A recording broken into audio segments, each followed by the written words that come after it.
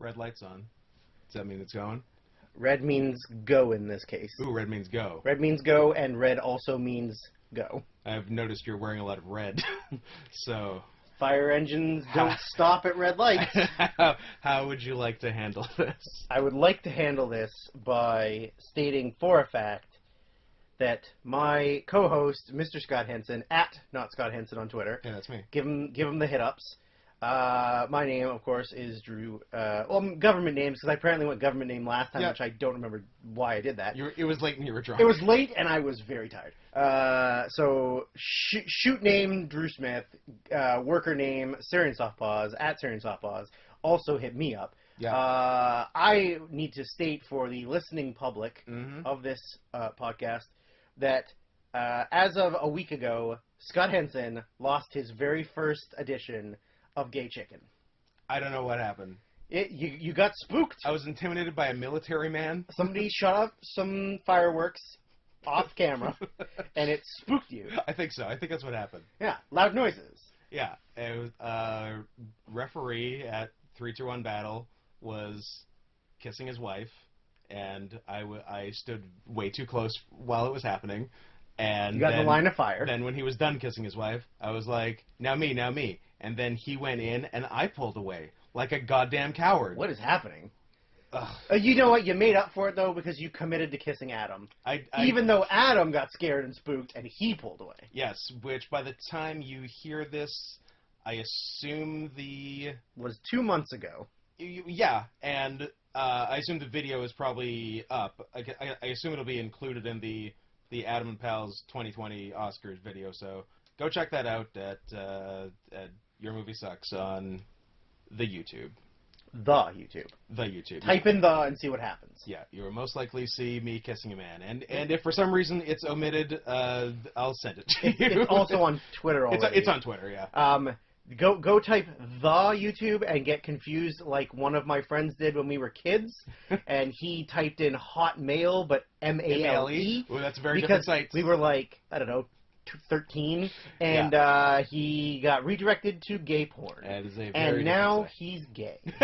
Oh, that's how it happened? Yes. He didn't know it existed, and then when it happened, he went, I'm into this. A whole new world is opened up. It's a real Robin Hood situation, or in some cases, Black Beauty. Yeah, depending on your type. Yeah, of course. So this is, like we said last time, the second episode of the Worst Year of Our Lives presents the Best Decade of Our Lives. Yes, not a confusing title. Not a confusing title at all, but you'll get it. Whatever. It's in the same RSS feed. Just keep subscribing and you'll get these. Don't think it ends at the last episode of the bad one, because now there's good things. Yeah, and then there'll be more bad things after the good things. Yes. So life goes in cycles. It is a cycle. So the podcast this time around, like you would have heard on the episode before this, assuming you listened to the episode before this, not just right to this one. Why would you start on 2011 and not 2010? What kind of fucking sociopath are you? Because they think that it's 2011 to 2020 is the decade. Oh, they're going proper decades because there was no year zero. zero. Fuck you. Kill yourself. God damn it. So we started out This is also a rare afternoon recording. This is a rare afternoon recording at the request of myself. Because you're a baby. Because sometimes I get up for work, and by sometimes I mean every work day. I get up at 6:50 in the morning. Well, there's your problem. And then we record at like 11:30 at night. It's usually not on a work day, though. It's normally the weekend. Yes, but I'm tired. You know, I'm a tired boy. So for me, it's like, you know, I've only gotten 8 hours of sleep that day, but the day before I probably got 4.5, and then worked a boring-ass job all day. So I'm fucking tired. Right. So at this point, I had said next time we record, maybe let's do it during the day when both of us are alert. I know you had to get up slightly early to get here on time. I did. As opposed to your regular 3 p.m. wake-up calls. Look, I'm on a different schedule, all right? Yeah, you're on a much different schedule. I work the night shift nowhere, so... Yeah. Weird segue, but it is schedule related. Okay. Schedule 3 narcotics that you got caught with? Yes. Okay. Sorry, that was Teddy Hart. Schedule 3 narcotics that I once... actually, I don't know. What are morphine pills? 3? They Two? might be, although they're prescription, so I don't know where they fall. But I didn't have the prescription on me, and I took them across the border once. Sweet. And I think I told you guys that. Yep. And Dan was very mad at me. Yep. Because I kind of forgot they were in my bag. Yep. That's fine. But anyways, I found out today that apparently men, or younger men, I guess, like in their 20s, Like me. like you, I'm a younger man. think Mm-hmm. that when girls have their periods Uh-huh. and they use pads, Yeah. that the pads stick to their vaginas like Band-Aids? That they're not liners in their underwear? And that, Okay. so like, because it came up on Twitter that somebody was confused about how girls pee when they're on their periods. What? And somebody was like, what do you mean? And they're like, well, how do you pee through the pad? You think So- it's just like sucked onto your So pussy? they thought it was literally like one of those big padded Band-Aids that, like, you know, when you get a larger, Adhesive like all a around the larger side. wound, and you put it over so that the blood doesn't get out. But then, how do you pee? How do you pee? Ladies, give us a call. Give us a call at 591-ROCK, 591-ROLL. Let us know, how do you pee? How do you pee when your bloody vagina is covered with a Wow. Band-Aid? Yeah, crazy, right? That's But, like, interesting. genuinely people thought that was the thing. Is that because just, for the most part, as a society, we've just stopped fucking and, like, we don't know what the other gender's genitalia looks like anymore? We don't know how it works. We don't know what it does. Well, it's a girl's problem, and it's disgusting. yeah. And I feel like I want to quit this band. something you should talk about with your I counselor. want to quit this band. I don't want to talk about this anymore. It's a girl's problem. Anyways, That's interesting. so we did 2010 on the We first did episode. 2010. So before we get to 2011, let's talk very briefly about 2010. Let's talk about regrets. How do you feel about 2010 with some time distance from it? I think I've made the right decision. I don't really have any specific regrets. Do you have any admissions to make about it that you told me in confidence and that I'm now putting in public on the podcast? I will openly admit that I thought I had watched poetry and then didn't. But didn't. Because I started it too late at night, and I turned it off and went to bed, and then just forgot that I didn't finish it. So I only got like 15 minutes in, and then did finish it, and then I thought it was good, but I'm not going to say it should have been on my top 10. I'm fine with my top 10. I do wish that I had rewatched I Saw the Devil, because Okay. I remembered it being good, but then Yeah. I think I was like, ugh, I should have rewatched it because I think it might have been on my list. Yeah, it was my number 7. It was number 7. Yeah. Yeah, I feel like it might have been on my list had I rewatched it, because I think I was remembering it being good, but not as good as it actually is. Yeah. So that's my only regret. But for you, My biggest was True Grit, for sure, which is your number 2. it was my number 2. Yeah. And when it wasn't on your list, I was like, ooh, I think you're going to look back at that and think, oh, I really should have put it on there. Cause, Yeah, like, there's there's a no- real solid There's no movie. reason not to. Like, I Yeah. love the Coens. Yep. Yep. But It's a well written script. It's a well written movie. Like, it flows really nicely. It's got a super hot 13-year-old girl in it, who I would just like to point out that I knew she was going to be hot before she got hot. absolutely. But anyways, The hipster of pedophiles. the hipster pedophiles. Yeah, I frequent the Disney Channel. You know, I'm scouting. You're a real I'm a real Drake. Wizards of Waverly Place type. That's a real dated reference at this point. Is that not a show anymore? I mean, it was off air probably in like 2011. That's my most recent. Because like Selena That's what Gomez, Selena Gomez was is on? like 27 now. Guys, Selena Gomez is 45 years old. Feel old yet? Feel old yet? But yeah, that's my only. And yeah, for you, yeah. Guys, Hillary Duff has died of old age. She's a grandmother now. Is Amanda Bynes still crazy? I don't know. I think she's dropped off the face of the planet. Because she had a Twitter meltdown some years ago. Twitter right? meltdown, shaved her head, threw a bunch of stuff out of a window of a Nice. hotel. She was asking someone to assassinate her pussy. Drake? Yeah, it might have been Drake. Yeah, that's It pretty was. cool. It was definitely a man of the African persuasion. Or half-African. Half-African. Yeah. Yeah, I like half black, half Jewish. Half Jewish Canadian. That is a weird Yeah. fucking mix. He's the only black or Jewish guy in Canada. Yeah. Yeah. There's no other ones. Yeah. Yeah. He Oh no. He has no, it's not bad. He has his own community center. Good for him. Just for him. Good for him. He can play basketball, or he can hide from bullies. Exactly. Yeah. Yeah. Yeah. So I And don't. his own bank. Oh yeah. No. No, Well, because the other half of him doesn't. the other have half's gonna any rob money. it. Oh, he's gonna rob himself. Look, he leads a complicated life. That's why Alright. he's a pedophile. He's a pedophile. Which let's get on that real quick. Drake's a pedophile. I do not understand how A, no one's canceled him, and B, It's interesting. why was that his first choice? Because I feel like he could have made easier Right? choices. Yeah, And like, she's not even attractive. she's not great. She's very boyish. Yeah, But like, I don't know. like I can't pretend to fathom the mind of Drake. He needs to write and star in a movie with Ray Romano. Sure. Two pedophiles. Just unconfirmed reports. Ray Romano is. For the record, Ray Romano, not actual pedophile, just fun to do Ray Romano voice as a pedophile. Well, here's the solution to that, Ray Romano. If you don't want people calling you a pedophile, don't have a voice that is very mockable and recognizable. Yeah. So 2010, the list itself and making the list was not really that hard. It was like, a little hard. It was a little hard, but once you got your list down, you were like, okay, this is kind of an easy I'm not saying I had choice. 0 panic attacks making the list. Well, it does help when you make the list maybe 20 minutes before we start recording. Did I do it this time? Well, Yes. why change the Don't formula that mess works? with what works. Yeah. If it works, do it. Yeah. Even if you shouldn't. Don't Don't let people mess you around. Of course.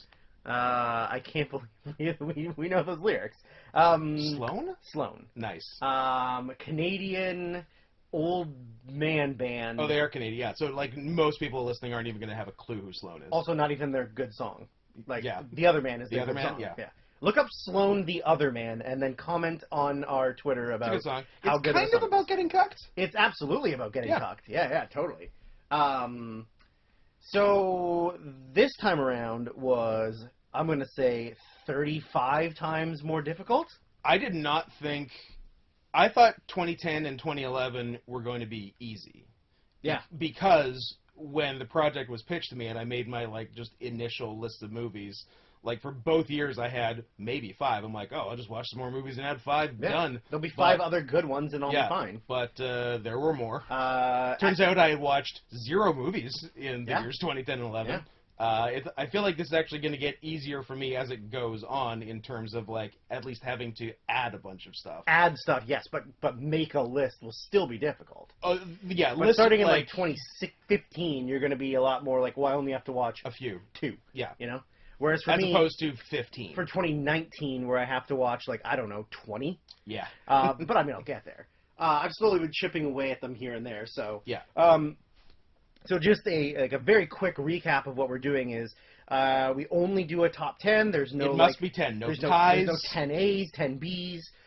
Everything is based off of the year listed on the IMDb page for the film. Yeah, even though So- sometimes it probably shouldn't. Like, some of these movies we're going to say probably should be 2012, but just to make it easier and uniform, Yeah. it's the IMDb year. Yes, especially because, like, I mean, some of the reasons why they're 2011 is just because they were at a film They were at festival in one- October Yeah, they were of at 2011. one festival in late 2011 and then had a wide release in summer 2012. But too bad. But because that was where it first The went first and- year yeah. it was shown. Which it does make it a little bit interesting because there's definitely movies where, like, if it was in a different year, It had placed differently. it would place differently. Yes. But because it's listed as 2011, like, maybe it doesn't make the list at all. But in 2012, it would have made. Like, who knows, right? Yeah, and because you were talking about a certain 2009 movie. I'm talking about Dogtooth. Talking about Dogtooth. Which is a movie I Which had a- very much love. Which had a wide release in 2010. Had a wide release in 2010, was nominated for the 2011 Right. foreign language film in the Oscars. But it's 2009 it on was IMDb. 2009 because it was released at a festival in November of 2009. Yeah, but if it was 2010, If it was 2010, it would have been my number one. you're movie. number one. It which would have is- been number one. Yeah, So that's wild. and I'm kind of disappointed that all of the Yorgos Lanthimos movies from the decade weren't all on the list. Yeah, But we were saying all the eligible ones have a good shot at being on your yes, list. haven't seen Alps, but we'll get there. Oh, yeah, that's right. We'll Alps, get there. yeah. We'll get there. So what we heard... Anyway, so for Scott, you had 22 you had to knock down to 10? So the way I've been doing the list, and I think the way I'm going to continue to do every list... Because you like mild panic attacks. Because I like mild panic attacks, is I'm going to get to Drew's house with no list. No, nothing. Just your phone. Just my phone. I'm going to demand Drew fetch me a... I believe I first said paper and pad... No writing utensil, no. so Drew just brought me a bunch of paper. I brought him papers and my hands because they have pads on them. Of course, yes. Then once I corrected myself, I got a pen also. Write down all the possible movies, and then first cut a bunch, and then cut what I can, circle the ones that have to be in the top 10, and then go back and forth like that until I do get to 10, and then once I'm at the 10...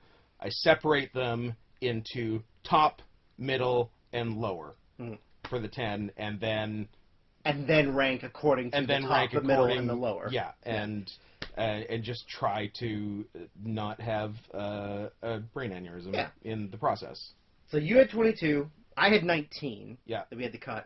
Mine was this time. Last time I did it, I wrote out the 12 or 13 and then made the cut and then ranked them. Yeah. This time I did what you did, where I sort of did what are my top 4 and then what are the bottom ones. Yeah. So for me, Which method did you like better? I don't know. This one ended up being quite a pain in the ass for me because over the last... This one caused you more stress. Over the last day, I have reorganized my 6 through 10 4 times.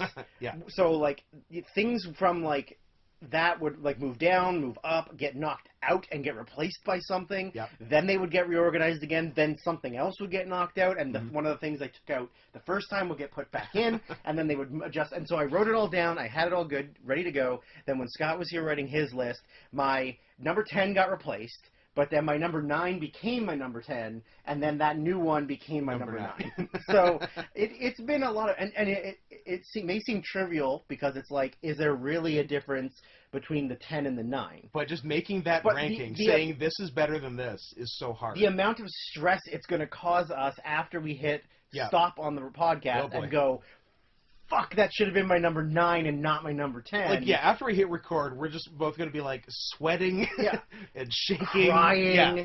We're going to have to get hyperventilation We're going to have to have, so much emotional decompression afterward. There's going to be a lot of snuggling after this. We are going to have to snuggle after this. We're going to snuggie up. Yeah. We're possibly going to bully Kelly into making us see Sonic the Hedgehog. If not, we can go see a bad American remake of Force Majeure. Is that out? It's out today. Interesting. I wouldn't mind seeing it because I like Julie Louis-Dreyfus. I'm intrigued by it. Yeah. Yeah. But because Force Majeure, spoiler, will be on my list for 2014. 2014. Yeah. Mine too. It is a great movie. Anyways, we'll get to that at some point. Yeah. So the way that we started last time, and I guess we'll continue to do, is we're just going to list all of the movies that are sort of didn't quite make the cut, but aren't our favorites that didn't make the cut. Good movies we considered. Good movies. Yeah. I think I went first last time, so you go first this time. I'll do the evens, you do the odds. Well, what's some stuff I had? A tough one to cut was the kid. Sorry, not to cut you off, but I'm going to do the tough ones to cut at the very end of my Hans. Ooh. So maybe just do the ones that are kind of throwaways and then mention the tough ones. Sure. Okay. So what do we have? Not one to make a list, but this could be on your favorites because I know you love it, and there is something very, very fun about it. The Gray. Oh, yeah. Now you're speaking my language. I figured I'd be speaking your language. It's Liam Neeson versus Wolves. How can you go wrong? Yeah. It's made for me. Well, it's made for Kelly, but Kelly's a bitch, so. Yeah. What else? Delightful animated movie, Puss in Boots. Mm-hmm. What else was good? Moneyball was good. Mm-hmm. Not enough to make a list, but it was a good movie. What else? Young Adult. Mm-hmm. Very good performance by Charlize. You got some Patton Oswalt in there. I know how much you love. I know how much you love Diablo Cody. You know what? I like Young Adult. Young Adult's good. Yeah. And the Tully which was I the haven't one seen after. Sully, yeah. I thought it was pretty good. Yeah, I'll It's, see that. it's honestly really just Juno that I fucking hate. Yeah. Like the other ones are all fine. I just really fucking hate Juno. Yeah, that's fair. The yeah, I often conflate they're not that they're that similar movies besides like a female lead, but I often conflate Young Adult and Obvious Child. Hmm. But Like I guess vaguely a similar idea. yeah, like pseudo comedy. Yeah. Yeah. Yeah. And I like them both a lot. Yep.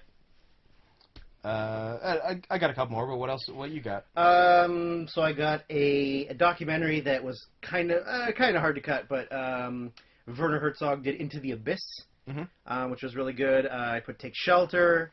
I had I also Take Shelter. Yeah. One of Hannah. the last ones I watched. The last Oh. two I watched for this were Take Shelter and Samsara.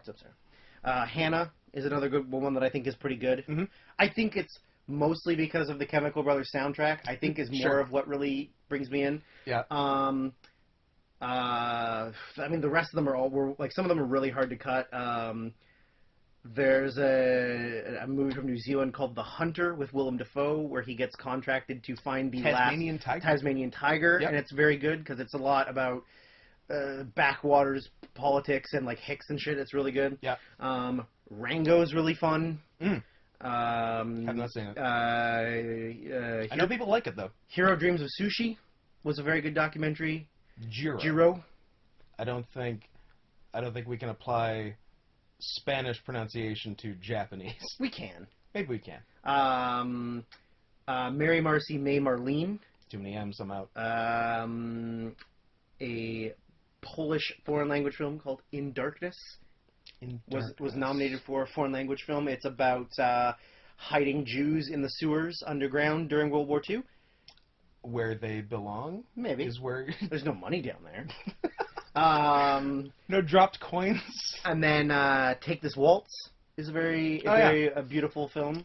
Sarah Silverman Merkin? Yes. Nice. Full Merkin. A classic. And then the rest of them, I mean, were honestly just ones that were super hard to cut, but they ended up getting bumped in or out several times. Yep. Some of them I feel like might be on your list. I'm sure they could be. This one's not. I really like Warrior. It's like the Joel Edgerton, Tom Hardy MMA film. It's my sister's favorite movie. Your sister likes some good movies. Favorite. Number one. Which is kind of weird. All time. Like not to like play the gender thing. Not to play the race card, but your sister is Black. Chinese. No. Not to play the gender card, but like it's a weird movie for a girl to like. Yeah. Because it's very macho. It seems like, yeah, it's not like she's into MMA. Yeah. She doesn't give it, like, I don't think she likes I mean, MMA. there's lots of like drama to it. Yeah. And Kurt Angle playing a Russian. But Right. Yeah. So yeah, I mean the other ones. I mean, another one was Hugo. I believe it's pronounced Jugo. Jugo. Martin Scorsese film. Yep. Which I think I had higher hopes for and wished was better. But I think so. It's still good, but Uh-huh. I was hoping it would be better. And then yeah, I mean I still have a bunch more. I don't know if you want me to just read them off. Any other? Yeah, I just have my hard to cut ones left. Yeah, I have my hard to cut ones as well. So That aren't on any favorites list or anything. Yeah. The Kid with a Bike was a last minute cut. It's really good. Dardenne Brothers.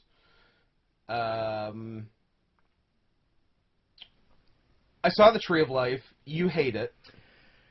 I mean, I will give you my defense of the film if you want. Sure. Your defense of it being bad. Okay. It's not a movie. It is beautifully shot. Yeah, it It has some very cool and unique like visuals and it, it does a lot of like there's space and there's dinosaurs and there's like this. Yeah. And that. What I hate about it is that the narrative like story of the children growing up Yeah. is just, it honestly seems so forced or out of place compared to the rest of the visuals All the of other the like film. big grand stuff. Yeah, it was I think I don't know if Malick just like tried to do too much in one movie. That's sort of... It kind of seems like he was writing 2 movies, Yeah. and then was like, these could work together if I this. If I, like, juxtapose this with and this. everything was, like, weirdly Yeah. put together. So, like, I respect it as a piece of cinema, but as an actual movie, I don't feel like it was very good. It's... Yeah, like, I'm still not sure what I feel about it. Because, like, if you just look at the story and the narrative, there's not that much to it. It's just like kids and like growing up in the 50s with a shitty dad, intense, like mildly abusive father, but he's got his own problems and blah blah blah. So yeah, it's like there's not that much to that, and then the present day Sean Penn stuff. There's barely anything of it, and none of it seems important. Yeah, it just kind of seems like, oh well, let's see what he's like when he's grown up. Yeah, but you don't really see what he's like when he's grown up. Like he works an office job, and he has regrets about his bad relationship with his father, and then he's walking in the desert a lot. Yeah, like which is not even like real, quote unquote. That's like more metaphorical stuff. Yeah, so. It's an interesting film, but like I just don't understand the hype. Like I feel like just everybody loves it way too much for the fact, like, because I feel like people that like it a lot are like snobs and hipsters, like different hipsters than us. Yeah, because we're hipsters, movie hipsters, and pedophile hipsters. But you know, it's the people that are like, oh, this is such a beautiful piece of art. It's the art thing. You know, like that. I just think it's overhyped. I mean, I'll read a couple of mine if you want. Yeah. So, super hard to cut for me was Midnight in Paris. Okay. I rewatched Midnight in Paris and then was kind of like, oh, I think this was better the first time around. Okay. Same with Melancholia. Okay. I really like it, but I watched it again and was like, I definitely think I liked it better when I watched it the first time, and now this is the second time, and I'm like, it's still good, but it's not as amazing as I remember it being. The David Fincher Girl with the Dragon Tattoo, I really like the original, like the actual Swedish version of it. Yeah. But I also really fucking love this one. It's really good. But it, like, all 3 of those went in and out several times. All 3 of those went in and out several times. Some in and outs. The Descendants. Yep. Went in and out several times for me. And then got the Dean from Community and Oscar. Yep, absolutely. Jim Rash, baby. And then Human Dalmatian Fetish, which is the best gimmick on that show. So good. And then the 4 for me that were the ones that were so hard, going in and out constantly. Yeah. And like I'm gonna be real mad that at least 3 of these aren't in my top 10. Yeah. Are Headhunters from Denmark. Carnage, which is the Roman Polanski film. That's one of the very few I still haven't mentioned. Yeah. Was Carnage was a last minute cut. It's so good. It's really good. So it's a cool concept. It's funny. It's so well written as well. One scene, one location, and like all of the characters change from one thing to another thing by the end. Yeah. It is so well written, and now I'm so mad it's not in my list. Yeah, no, I'm mad about that one too. I think the only other ones I haven't mentioned, going up to a second ago, the 2 I hadn't mentioned were Carnage, and one that I'm pretty sure is on your list. I'm super mad it's not on my list. Samsara. I couldn't fit it. Scott, I got bad news for you. I know. It didn't make it. It didn't make it. It was literally the thing that was in 10 that got knocked out and replaced by something else for me. It is beautiful.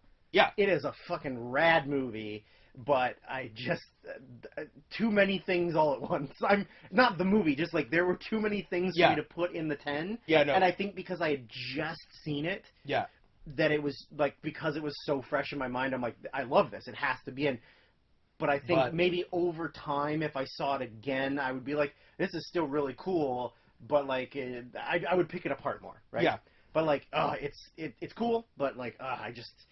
Yeah, because I was saying I had 7 that had to be in my top 10 for sure, and I had 8 that had to be in my top 10 for sure, and then 3 to take the last 2 spots, Mm. and Samsara was one of It the was 3. the third one that was the didn't third make one. it in. Yeah. The only one I have left, and I am not happy about saying this out loud in front of you, Scott Henson. Trouble brewing. A Separation. Ooh.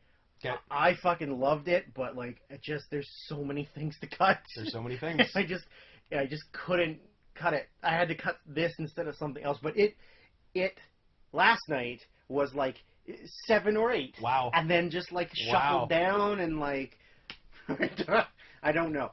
But you definitely said a couple that are on my list in yours. You said a couple that are on my So list. I'm imagining that we don't have very similar lists. So last time we had 6 the same. 6 of 10. No same placement. No same placement. So no kissing. Unfortunately. But today also might not be some kisses. Who's to say? We guessed before we went on air that we'd have 4 the same. We're calling it the Shelton Benjamin. The gold standard. The gold standard is that we 6. think we'll have 6 of 10 similar. That's sort of like the most years average. Yeah, we think less this year. This year we think 4, maybe 5, but probably 4. Yeah. Over-unders at 4.5. Over-unders 4.5. Place your bets now.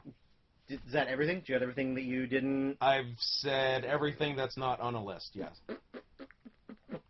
Okay, done. So now, which is maybe one of the more fun parts, is the worst of 2011.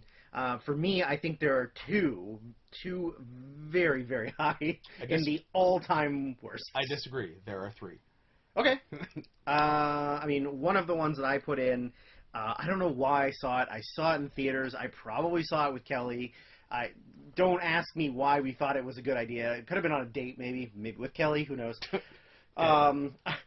The funny thing is, I forgot what it was called, so I just wrote down like the joke name for it. But now I know what it was. I wrote it down as Steampunk Musketeers, but it's just the Three Musketeers. It was a Paul W.S. Anderson the good film, Paul Anderson, starring, of course, Mila Jovovich, because why wouldn't it be? Of course. But like straight up, it was just like Steampunk Three Musketeers, and it like was bad and stupid. None of it makes any sense. Like, there's no enjoyable parts of it. I now that you mention it, I vaguely recall it existing. I definitely haven't seen it. Like, I will give you a kiss for every non-Mila Jovovich actor you can name in that movie. Skeet Ulrich. You just gotta start blasting so that you get some kisses. Patrick Wilson, Jason Patrick, Jason Lee, Momoa, Lee Marvin. I don't know if you could actually name. Are any of the Musketeers people? Yes. But I don't think you would like be able to you'd have to make 1,000 guesses before you get one. I would just be naming names. Actors not unlike I did in the 60s for the Blacklist. Christoph Waltz is in it. Okay. But not as a Musketeer. I'm guessing not a Musketeer. Mads Mikkelsen. Okay. Logan Lerman is the main kid. Is that Boz Lerman? Cousin? Son. I don't know. Orlando Bloom. Okay. Ray Stevenson, Luke Evans, Matthew McFadden. Like they're not people that. But yeah, I don't know why we thought it was like let's. This seems cool. He makes good movies, and then we went based on all the Resident Evil movies, all 7 of them or 6 of them or whatever. But yeah, so that's one of my worsts. Okay. Do you want me to do my worst? I'll do my worst. The other one is The Green Hornet. Wow, neither of your 2 are my 3. Really? I mean, I'm sure there's worse. Green Hornet's a great pick. I'm sure there's really bad ones that I've forgotten about, but just Green Hornet, way to take something that could have been amazing and make horrible casting decisions. Very strange. Very strange. Horrible just directing and production decisions. Yeah. And you took, because the guy who plays Kato is not Kazuchika Okada, as it should have been. But he's a big star in China, and they literally made him a nothing. They ruined what could have been a very cool idea by putting Seth fucking Rogen in it. So strange. Why? So strange. What in his canon of films has made you think he would be good in a kind of action-y role? Yeah, like a noir action superhero. Terrible. Almost. Yeah. Terrible. And easily number 1 for me is Jack and fucking Jill. Okay, we have one. We have one. Jack and Jill is maybe like it's one of those movies that they would like in a movie or TV show, and there would be a fake poster for something That. of a fake movie. That's Jack and Jill. Adam Sandler, 2 roles. 2 roles. One of them is gender bent. being sexually chased by Al Pacino, Yeah, playing as himself. Yep. It just, what a fucking piece of shit. I am glad that Adam Sandler has redeemed himself for this movie, and a movie next year that will also be on the list. But Hey, me too. yeah, Yeah. but like he definitely redeemed himself in 2019 for discretions he made in 2011, 2012, and 2015. And 13, 16, and 14, like, yeah. 15, But, like, 16, fuck, what a bad movie. 17, 18, Like, 2009, 2008, 2007. I'm just saying of the decade. I But mean, yes. really, every year besides 2002 for Punch Punch Drunk Love Drunk and 1995 and 6 for Billy Madison and Happy Gilmore. and maybe Funny People. We'll You have to see it, We'll see. so we'll see. But If I can set aside the 3 and 3 more hours for it, I'll see what I can do. Yeah. Although I was able to watch The Irishman, the last Best Picture nominee I needed, because I need to see all the Best Picture nominees before the Oscars. The Irishman from the hours of 2:30 to 6 a.m. the day of the Oscars. the Oscars. Good for you. You're a lot stronger than me. So I'll see if I can squeeze her in. What did you have? Jack and Jill. Jack and Jill. All 3 comedies. Mhm. I mean, I guess technically mine are all 3 comedies. They're just action comedies.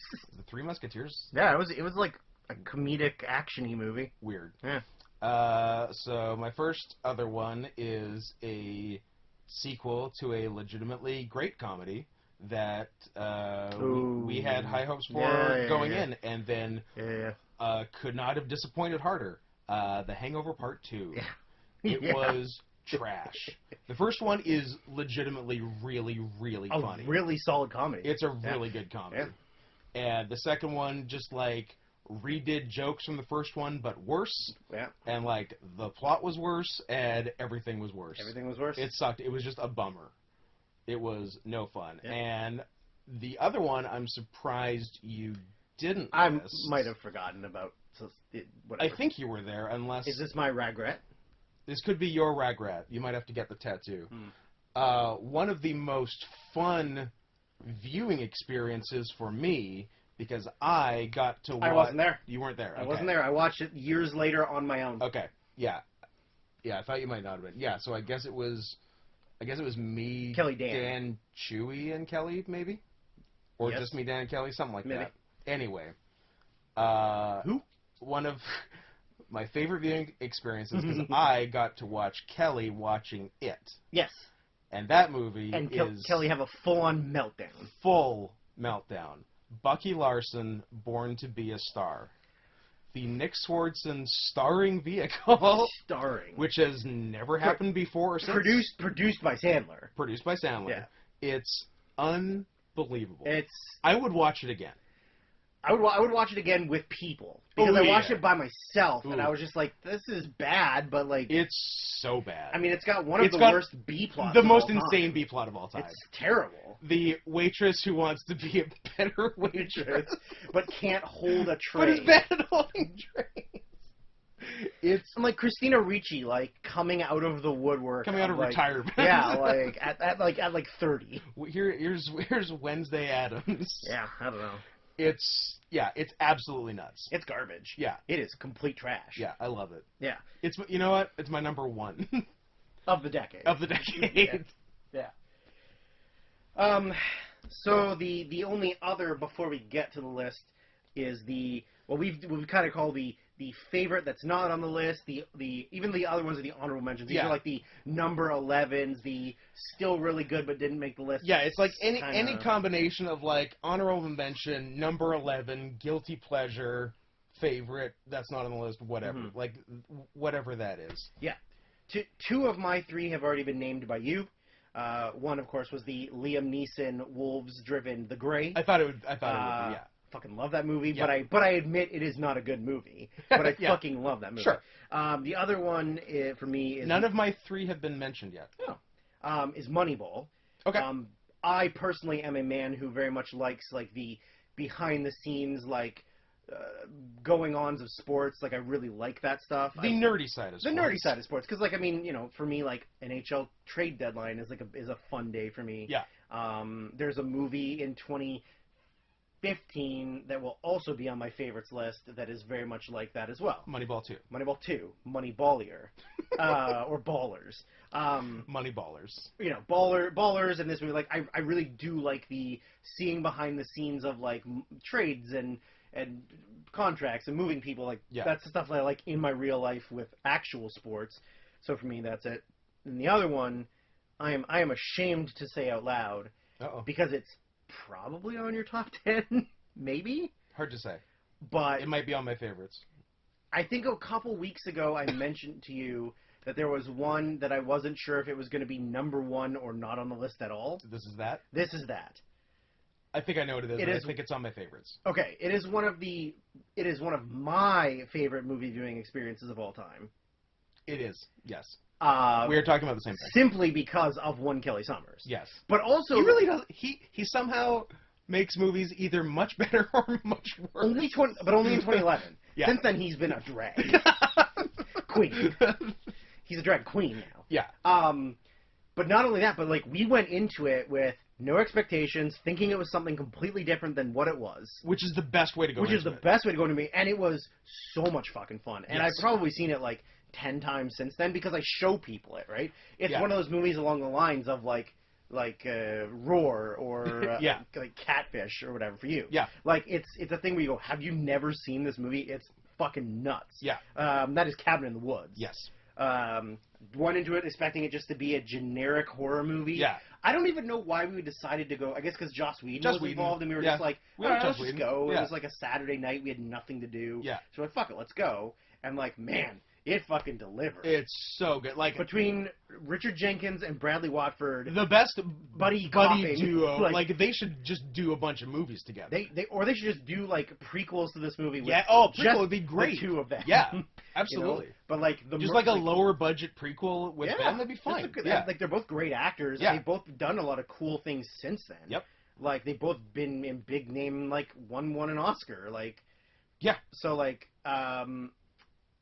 that all of the cool creature creations. Yeah. All of the like references to other horror movies and horror franchises. Yeah, the references and just like the meta-ness of it. Yeah, the meta like and like the perfectly placed comedic parts. Yeah. Like just I think probably my favorite scene in the entire movie is I know my favorite scene. when they go in the woods and Yeah. it's Chris Hemsworth and that girl and they're like kind of like he's trying to fuck her and she's not really into it, so they release that like neurotoxin that makes them want to bang. Yeah. And then when they're like waiting for the tits and they really want the tits and then they show their tits and there's just this one scene where they just cut to Richard Jenkins and he's looking at at the monitor that they're watching the thing on with this like lustful gaze of just like he's like in awe of seeing breasts, and like it is absolutely my favorite part of the fucking movie.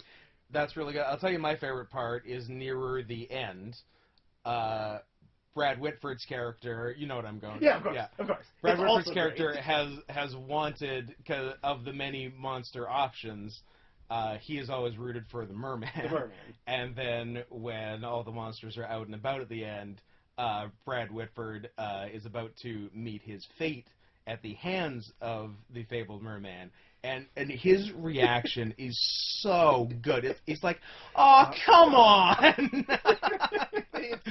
It's amazing. I think also with that is like when the murder family gets chosen and he's so disappointed. He's like, he had the conch in his hand. He could have. He was so close. Like, oh, it's so good. Yeah, I just like there isn't a bad part of that movie. No. Like everything in that movie is super enjoyable. Like when just between like the bedding and like the list of things written on the board. The board is great, like, because I remember right when the movie came out, everyone was trying to find a still of the board because you don't see it long enough in the movie to read. And you only get like little bits and pieces, and, yeah. and like you don't know what's coming. Yeah. So you can't like focus your attention on what's happening. Yeah. But there's like Raping Tree from Evil Dead, and there's like there's like the knockoff Cenobites from Hellraiser and stuff. Like it's got so many cool like little Easter eggs and stuff. But then just like the characters are playing stereotypes, but like they're being forced into stereotypes. Yeah. And like I mean everything about it is just like the first so rad. The first reveal that it's like a contained area. Mm-hmm.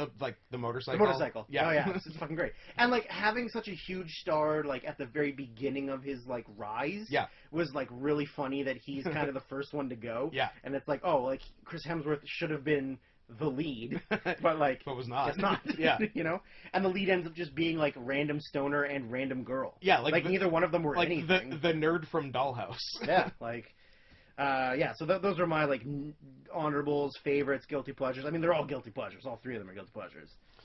Yeah. I had Cabin in the Woods. Mm-hmm. So I was telling you I had two that I really wanted to just legit be in the top 10. Yeah. Because I think they're deserving of it, but like they're not prestige movies; they're just awesome movies. So those two are Cabin in the Woods and The Raid Redemption. The Raid Redemption is one of the best action movies of all time. Yeah, and absolutely. and maybe the best fight choreography of all time. Like it's so good, it's crazy. Like it's filmed in a country where there are no safety regulations. Yeah, why would there so be? People just got hurt. Everyone got hurt. Everyone got hurt, and it was more awesome for it. Yeah. Like I don't know what else I could say besides if you have not seen it or haven't heard of it, like go see The Raid Redemption. Yeah. If you like just X Factor on an open broken doorway. Yeah, and just a movie that so doesn't fuck around. It does not bother with anything besides fighting. Just fighting. Just fighting and guns. Yeah. That's all it is. Like, yeah. Yeah, like the Raid 2 is also really cool, but it has like a story. Yeah, they tried a little harder. This one's a video game. Yeah. Just different levels of a building. Yeah. With different fights. Just different bosses, sort of, but not really. Yeah. Yeah. It rules. And the other one, I consider putting in the top 10. Would have liked to spite you. Well, that would have been Tree of Life if you had put that. That would be the spite. But one I legitimately like, and you legitimately don't. The Artist. Oscars 2012 Best Picture winner. I know you're against it. And I understand the reasons. I told you why I was against it. I'm like, it's not so much that I like hate it. Yeah. I just think that it was. You don't like what it stands for. It was gimmicky. To me, it was an Oscar bait movie. It was like, what is a weird thing we can do that people will pay attention to us and get us stuff? Yes. Kind of. Because like the idea of it, I don't hate the idea of it, but I just feel like it could have been a better movie, right? Like. Because the whole concept of it being like, this is a guy who's a silent film star at the end of silent films, like, I don't feel like it was depressing enough.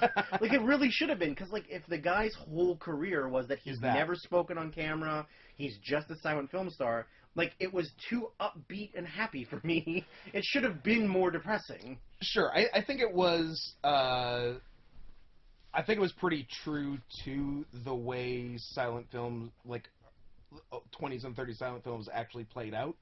Because I don't think there are a lot of depressing type. There are some, but like most do play out like this. And like my experience with The Artist was, I didn't see it before the Oscars. Then it won Best Picture. I'm like, okay, I guess I should see the Best Picture. I was in the same boat. Sort of the same thing I did with like Slumdog Millionaire, because I definitely saw that after it won. Why one I'm more angry about. Why are you throwing your hands up at me? Should have seen that movie beforehand. I don't know. Danny Boyle makes good movies. I know Danny Boyle makes good movies. Oh, Danny Boyle. Yeah, and I went in, and without seeing it, I had your opinion, and maybe even stronger. I'm like, fuck this gimmicky shit. I went in prepared to, and maybe even wanting to hate it. And then I was so charmed by it. I really enjoyed it. I thought it was executed very well. I really liked the ending where they said an out loud word at the end. I thought that was very cute. Nick! Oh, sorry. Yeah, when John Goodman said the N word at the end of The Artist. Cut, cut, cut! Who let the N word in the frame? Yeah, I thought that was a bold choice. I mean, he said it before on camera. Why can't he say it again? That's true. But yeah, I thought it was well executed. I thought, and I agree. I'm sure the initial concept of it was what's an interesting thing we can do that will get us attention. I'm sure that was the idea behind it, but they did it, and I thought it worked. So there you have it. We can no longer be friends in this We podcast. can no longer be friends on this podcast. Also, Tree of Life #1. I'm actually glad you didn't put Tree of Life in your top 10 because I would have been. We would have had some choice words. It wasn't overly hard to cut. Right. It was Good. one of my first Good, cuts. good. I thought you might do it as like number 10 just to spite me, but luckily you had too many other things to cut. Yeah, and also The Artist could have easily been number 10 to spite you. There's a lot of potential number 10 spites, but we didn't make it. Okay, well, favorites are over, worsts are over, Hans are over. Yep, Let's get to this most frustrating of lists, that's a tough one. but it's going to get worse going forward. Yeah. Like I said, my 6 to 10 moved around A lot. 4 times. A bunch of the movies that I had listed previously were in, then were out, Yep. then were in, then were out. So I guess let's just begin like we begin. I'll give you my 10 because it's already been mentioned Oh. in your cuts. Yes, ma'am. David Fincher's The Girl with the Dragon Tattoo. Hmm. I thought it was really well done. I think it's one of the best American remakes of a European movie you're going to see. I would agree. Giving it to in the right hands. Yes. You know, like a trusted director who has a very specific style that works. Yeah. Also, Atticus Ross and Trent Reznor again, Yep. which The- seems to be a good combination. The second of them. And Only gets better from there. I just realized 2010 and 11, David Fincher, Trent Reznor, Atticus Ross, my number 10. There you go. Social Network last year. Keeping a trend going. What's Yep. next year? What did Fincher do in 12? What's the next Fincher? After... I couldn't tell you. I'll look it up. You can talk. My number 10, a very international flavor for me because I like international cinemas. Number 10, I like calling them cinemas. from Belgium, Bullhead. Okay. Did you see it? I didn't see it. Oh. The next Fincher is Gone Girl. Oh, 2014. also your number 10. You don't know. Bullhead. And nothing from Gone Girl until Mindhunter? No, because he was What are you doing? he was working on Mindhunter that whole time, That's a long time. and I think he was just taking a break. I think. I That's guess. what they were saying. But yeah, Bullhead, Belgian film about a man who raises cattle, but is also It has a bull's head? has a bull. Is he a He's minotaur? a minotaur. He's dealing with an unnamed childhood trauma until much later in the film when you find out. Touching? No. Oh. He raises bulls and cattle. His father. Is this just rams with a different animal? It's just Belgian rams. Okay. His father's got hasn't really spoken in years because of the trauma that happened. Touching? It's not touching. It's not touching. It's child-on-child violence. Okay. Sexual violence? No sexual Ah! violence. But it's got not quite a known actor, Matthias Schoenaerts, who will also be in my 2012 as well. Is he a defenseman for the Pittsburgh Penguins? That's Sounds like a hockey player. oh, I mean he's Belgian, and that's close enough to Germany and Sweden, and they all play I hockey. hear Matthias. I assume they're a hockey Sure. player. But yeah, it's really like I want people to watch it, and I want you to watch it, so I don't want to give a spoilers You away. should have told me to watch it. Maybe it would I have don't know. It drastically was affected my nominated list. for Best Foreign Language Film at the Oscars. I Who's got the assumed time? you'd look at them and be Who's like, got the time? You. I've seen 2 movies. You have all the time in the world. Gets very dark towards the end. The reveal of what happens is very, very fucked up. He does a lot of steroids because he's Sweet. he's a hired goon for some people on the side. He also does some boxing. Now, There's does a girl he he's do? in love with. Does he do a lot of steroids? Get pretty huge, and yet is somehow phenomenally weak? Not naming any names of people we know?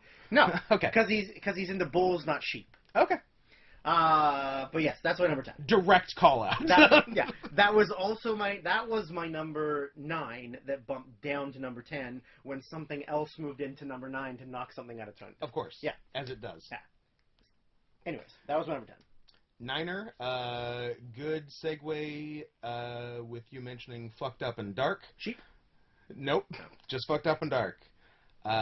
Number 9, I greatly enjoyed because it features an irredeemable character, and I really like them. I find them relatable. Yeah, of course. We need to talk about Kevin. We need to talk about Kevin. We need to talk about Kevin. Yes. Kevin. Oh, I wish your name was Kevin. Because then I could say we need to talk about Kevin. We could get Kevin here. Let's get Kevin here. Well, let's talk about it because it's fucking dark. It's so dark. I love it. It's the story of a school shooter, but an unconventional school shooter. Unconventional, yeah. Yeah, Not which I respect. Semi-automatic. Yeah, very manual and not automatic, not semi-automatic. Yeah. I love everything about him. Yeah. He spoke to you on levels that no one else will understand. He's the hero of the movie to me. And Tilda Swinton is the bad guy. I bet you there's people that watched that movie and thought like that. Yeah, people. Yeah. Tiger people, whatever. Yeah, it's great. I like all the stuff he does as a younger kid, even as almost a baby, pretty much. Like when he's like still fucking with her. Yeah. Like only cries when she's around, and then is like sort of like fake. As fake nice as a baby can be to John C. Reilly. Yeah. Yeah, it's great. And then, like, nothing beats getting caught as a teenager, jerking off by your mom, and then looking at her in the eye and finishing. And just continuing to masturbate. That is how you do it. That is a power move, and I respect it. Power top move. Yes. Yeah. Yeah. Like, you don't see a lot of movies like this. No, not a lot of these movies. It's a very different movie. And especially, like, the stuff towards the end, like, because, like, we want people to see these movies. Yeah. But there is definitely, like, a moment when he starts... The movie commits to a thing that a lot of other movies wouldn't. He commits to a lot of things that other movies wouldn't, and also, like, doesn't give any redeeming qualities to the lead. No. Because, like... He's evil. There's a lot of times where movies that are, like, along the same idea or, like, kind of same... It gives you some reasons he's like that. Right, or there's a reason that you're like, well, he cares about this one thing or this one person. He is irredeemably evil. He has no positive qualities to him. And then the thing, too, is, like, there's times where you, like, don't even really have sympathy for Tilda Swinton. Yeah. Because she is just she's also kind of really unlikable. Kind of, yeah. You know, like, her character is really unlikable. Yeah. The only thing I liked about it was, like... But she has had a time. She's had a time. I really liked John C. Reilly in it, even though he's not that featured in it. Not as much as Tilda. But I really like it when he does serious acting. Yeah. I think he's actually really good at it. Like this and Carnage this year, he's great at it. Yeah, absolutely. Yeah. Like, he's solid. My number 9 that was off the list, that was on the list, already mentioned by you, which is The Raid Redemption. Yeah. I got no problem with it being on the 10. I really wanted it on my 10. It, for me, also kind of reinvented action movies for a bit. Yeah. Because it was along the lines of, like, when you got all those Tony Jaa movies and, like, this Southeast Asian where, like, like you said, no protection, no safety. None. Which, to me, like, it makes it so much better because it is real. Yeah. Like, it's relentless, like, nonstop action, super violent, but, like, really creative violent. Very creative, It wasn't just, like, you know, headshots and killing people. It was, like, fist fighting and, like, falling through holes in the floor and, like... just everything about it was, like, really rad, and I just remember, like, I heard nothing about it. Yeah. And then when I saw it, was like, why haven't they made this movie 100 times already? Like, it was refreshing and kind of new in the, like, world of action fighting movies, right? Because there's so many that are just the same movie. So, yes, that was my number 9. Yeah, for sure. My number 8, would you like? Yes, please. All right. You can have it. It is Elena by Andrei Zivyanitsev. Ziganitsev. Zvyagintsev. Zivya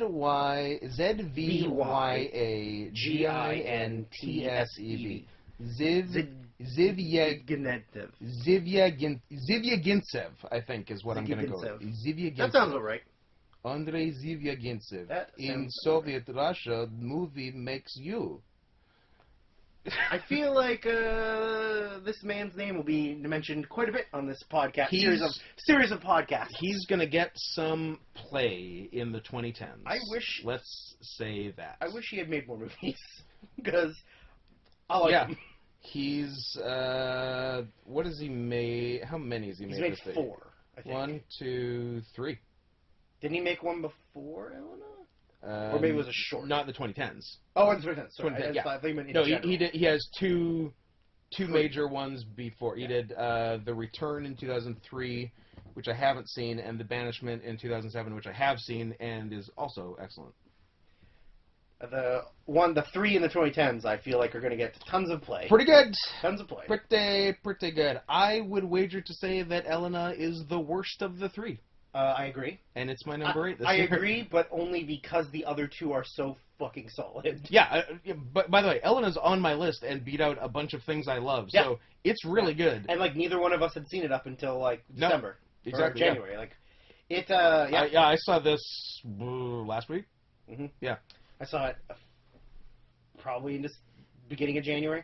Yeah, I love the way that he tells stories. Yeah, and like they're honestly like pretty basic. They're basic, very simple. and like they're intimate. They're so the opposite of a Hollywood movie. Yeah, like you just don't see that in a bigger American movie. Yeah, like I don't know why they won't do it. Like the closest they'll get is Marriage Story, which is like it's not like Marriage Story is very indie.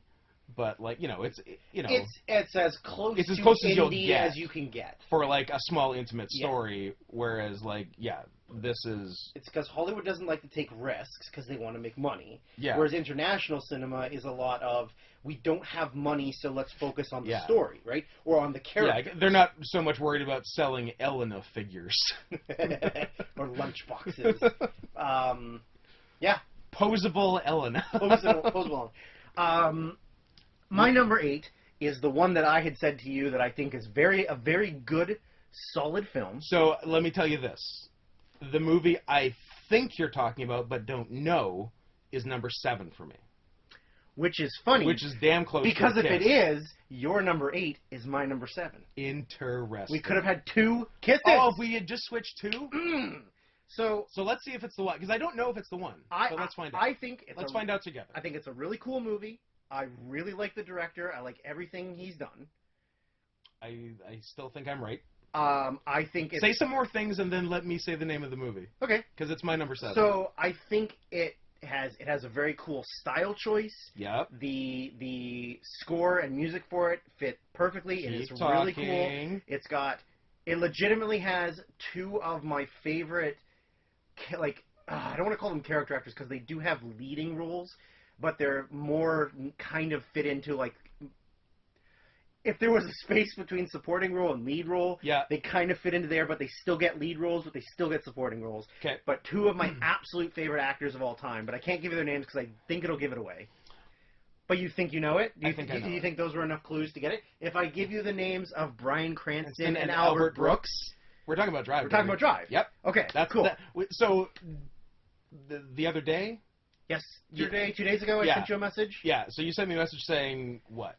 I think I said that I know that this movie is well regarded. Like, people love this movie. Yeah. So you didn't say what the movie was. I think it's good. I think it's really good, but I think it's some overhyped. People overrate it. Yeah. I think it's way overhyped because, like, Ryan Gosling is not great in it because he doesn't really act. Yeah, that's what his character is. He's just silent. Yeah, his character is almost a blank slate. Yeah. But, like Brie Larson and everything. Just Brie Larson as a human. Right, because, like, I feel like the parts of the movie that I enjoyed the most were the parts where there were other people acting with Ryan Gosling. Yeah. Like, like all of the Bryan Cranston stuff, all the Albert Brooks stuff, all the like Oscar Isaac stuff, Yep. and the Carey Mulligan. Is that what it is? It's either Carey Mulligan or Michelle Williams. Williams. No one can be sure. They're the same. Yeah, no one can ever be sure. But I think it's overhyped.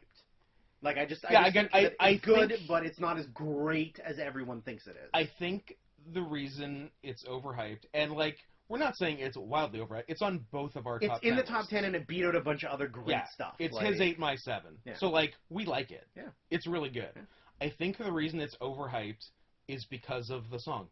I think the Sure. song is so cool Yeah. that people attribute the that whole coolness movie to the whole movie. to that one song. Yes, I honestly think that's Yeah. why. I mean, I really like the song. Yeah, no, But it's a but great yeah. song and a great soundtrack. Yeah. And I think the Cliff Martinez.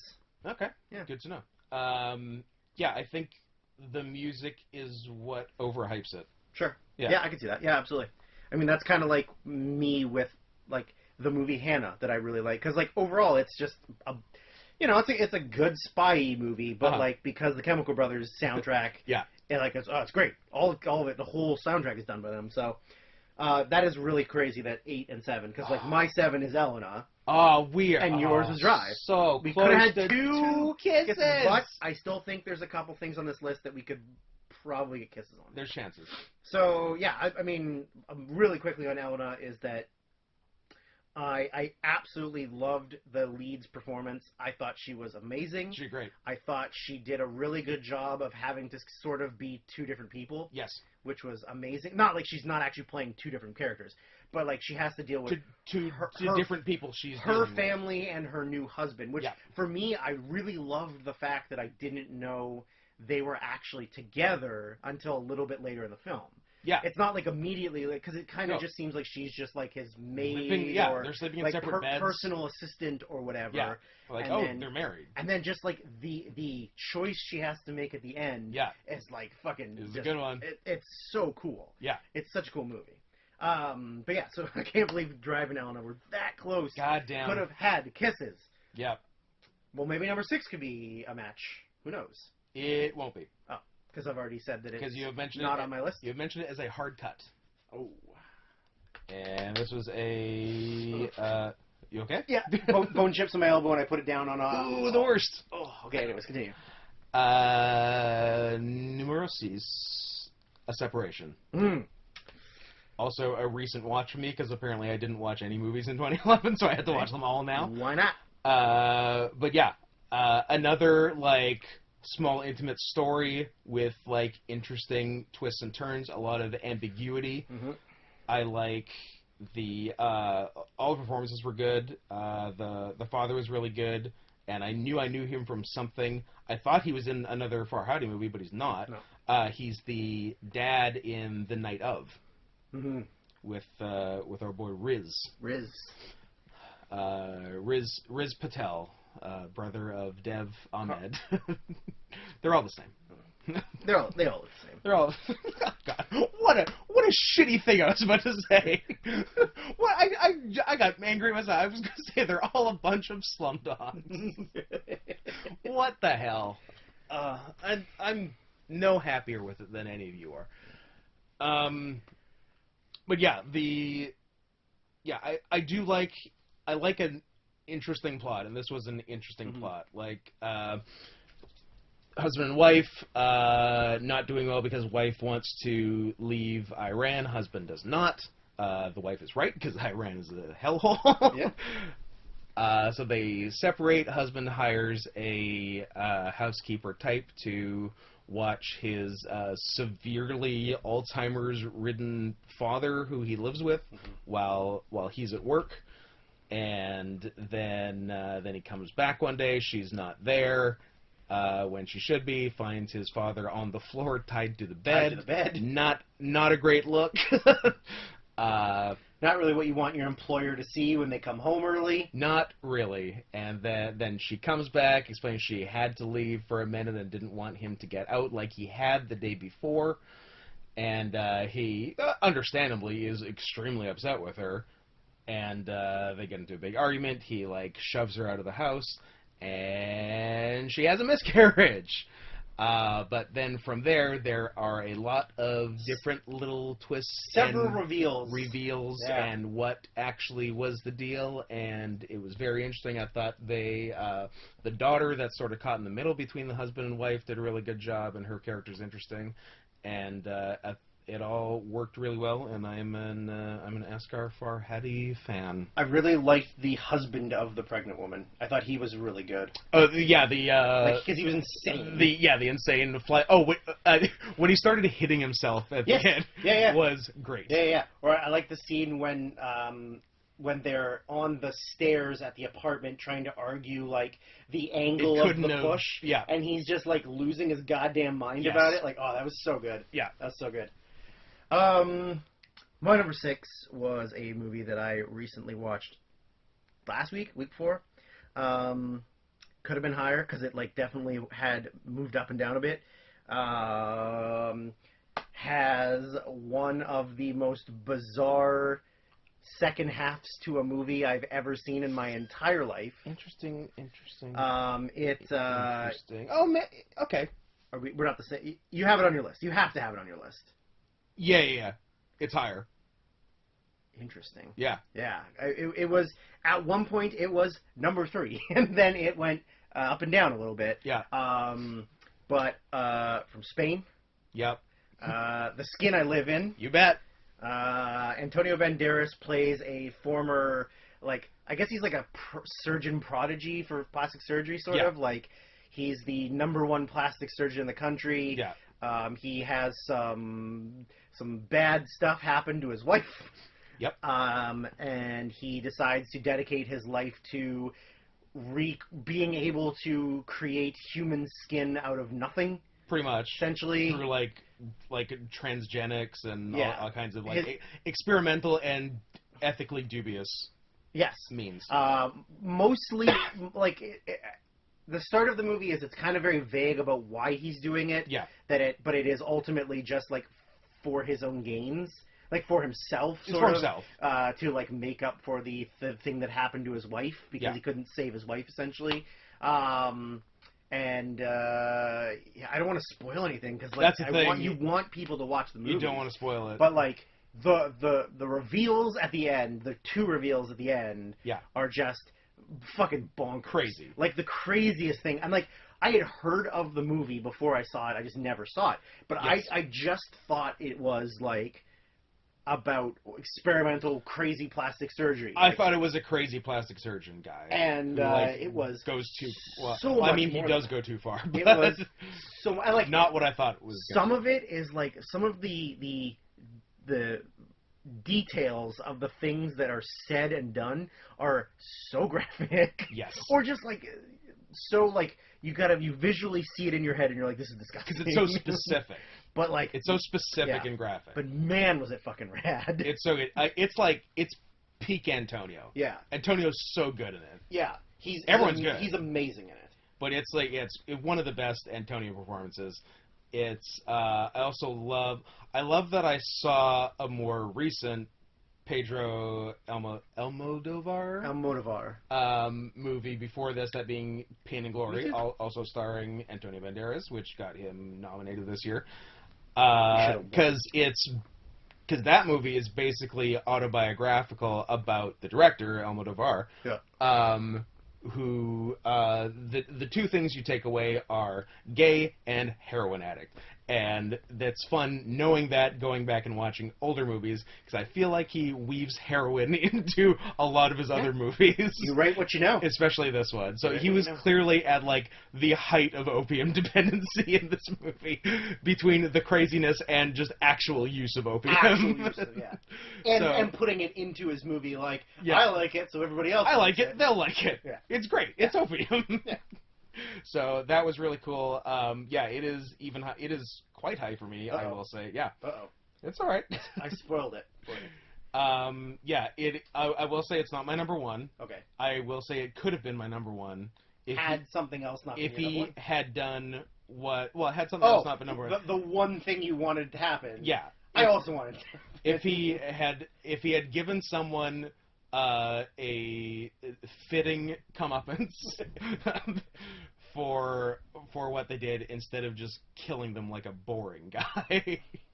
Yeah, and like the thing with the killing too was that it didn't seem like it really affected him that much as a person. Nah. You know, like he kind of almost immediately just went back to like, because like, it's really hard to not spoil it, I but know. like he went from that to just like this big event happens where he ends up killing someone. Yeah. But then like his emotions change, but not to the thing you'd think it would change to. Correct. Right? Like that's such a weird choice to make, but it worked really well. Yeah. Yeah. Yeah. But yeah, could have been number one if he had done the right thing with his brother. Could have been my number 3. I mean, the brother gave him every opportunity. Every Like, chance. he showed up in the right uniform. The right uniform. You And- dress for the job you want, not for the Exactly. job you have. Exactly. He was dressed for the job he wanted, and Antonio did not give it to him. What a shame. I wish he would give it to me. Oh, One day. One day. A girl can dream. A girl can dream. That's it. That is it for my number 6. Is your number 5, sir? Oh, right. Now, none of us have said this movie, and I know you like it, so I'm cautiously optimistic about A Kiss here. All right. Like, I know, like, if I was to say to you, just in general, Drew, who are the bad guys? Well, I'll tell you who the bad guys are. Who's that? Russia. Drew, you know that's not the answer. China. No. America. Andrew. North Korea. Who are the bad guys? Natives? They're not great, but who are the bad guys? Israel? Israel are the bad guys. But every now and then they make a good-ass movie. And that movie is Footnote. I thought this movie was a delight. Another really fun plot concept. Like, curmudgeonly, borderline autistic, old Talmudic scholar who has, like, dedicated his life to, like, this very specific research, and then like, a big research thing he was doing for years got fucked over by someone else, and he's never been, like, that accepted by the community, even though he's obviously, like, really good at what he does, and he's doing, like, good scientific research. I mean, as scientific as you can get about a fucking Bible. But whatever. Pays the bills. And then It doesn't. one day finally gets the call after waiting for 20-odd years that he's receiving the Israeli prize, which is a big thing in the field. And then it turns out, whoops, we meant to call your son. And they call the son in, and the son's like, well, you can't do this. It will literally kill him. He will die. He'll actually die. And then just everything that proceeds from there, including but not limited to, after the son saying, you have to give it to my dad, and giving up the award that is rightfully his, the dad shit-talking his son to the newspaper, which is so funny. So funny. So damn funny. Son has nothing but the best intentions for the father. Yeah. Father has nothing but contempt for the son. It rules. I thought the son's performance was great. Yeah, the son was really good. Father's really good. Father doesn't have as much screen time as the son. Yeah. But And, yeah. and he's just, there's a lot of it where he's just an old curmudgeon. Yeah, he's a little more one-dimensional, but I thought the son did an awesome job. I would like to see other stuff he's in, because I bet he's good. Because I assume that's the only thing I've seen him in. It's not like I watch a lot of Israeli film. Yeah, I watch a lot of film with Israelis in it, but it's certainly not going that well for them in the films I watch. You're looking them up? Oh, no, I hit the actor who plays the dad has the fucking best name. His first name is Shlomo. Shlomo. Yeah, I remember seeing your Shlomo in the credits. Fucking rad. Yeah. That is the Jewish Judy name. Well, depending on how what you see going forward, Oh, might I see something in the future? you are going to see a 2013 movie with him in it, unless Okay. you've already seen it. Big Bad Wolves, you haven't seen it yet, right? I have seen Big Bad. Oh, yeah, he's in that. Yeah. There you He's go. good in that, too. There you go. It's a good movie. So, you've seen 2 movies with I him. saw that at my first film festival in 2013. 2013. Scott, good news, bad news. Uh-oh. You want the good news or the bad news? I would like the bad news. Bad news is, when I rewrote my list, I forgot to put it in my honorable mentions, so there's no kisses. Okay. Good news is, I really like that fucking movie. But when I had to rewrite my list 4 times, I forgot to carry it over. It happens. My number 5's already been mentioned in your Hans, Okay. and I am not ashamed to say that it is my number 5 of the year, because you're gonna call me a baby. Uh-oh. Oh, My I name am!